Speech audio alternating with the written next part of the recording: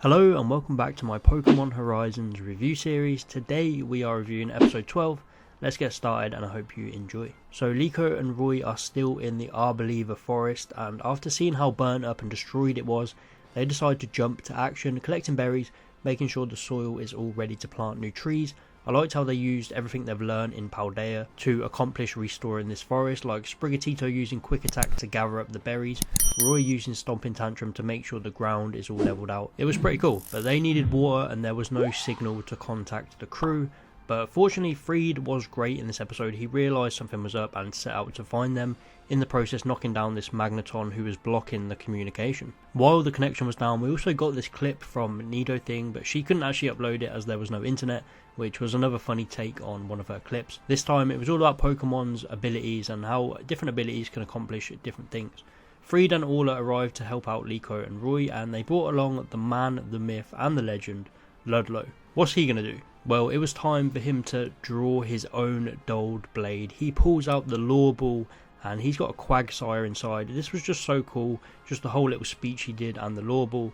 Even though it was just a Quagsire, it felt like such a massive reveal because he's not done anything yet. So they help the forest to be restored and the giant Arboliva goes back into its Pokeball and they take it along with them. Then the episode just turns into a massive lore and mystery dump. Liko's pendant activates again. We see this mysterious man who says, "I want you to find the worlds," and then it cuts off. This was just a really cool mystery being set up, and I think this guy could be the ancient adventurer that they speak about later on in the episode.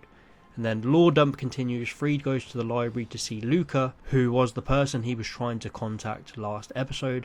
And surprise surprise, it turns out to be Liko's mum, who is a teacher. They speak about the ancient Pokeballs and the pendant and just pretty much everything that has brought them to this point. And this also goes along with Liko and Roy reading one of the books that Alex made.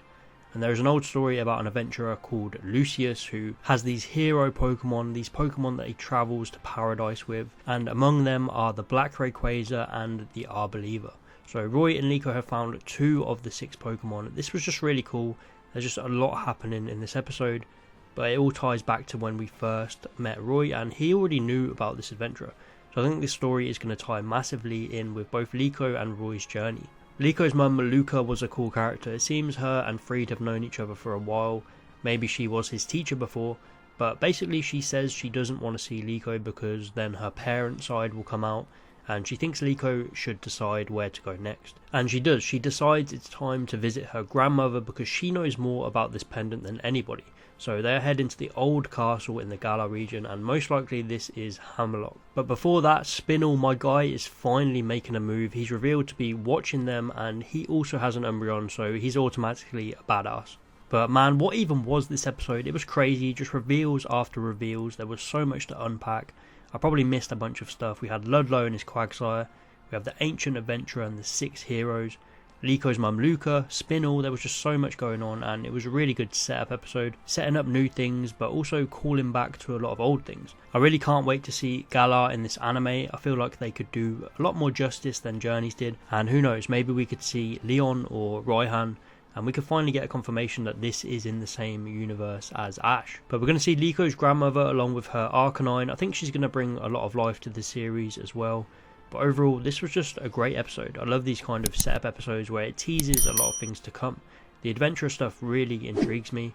There's 4 more Pokemon out there in these ancient Pokeballs, and the guy that spoke to Liko through her pendant. It's just all really cool, and I think it's going to be well connected.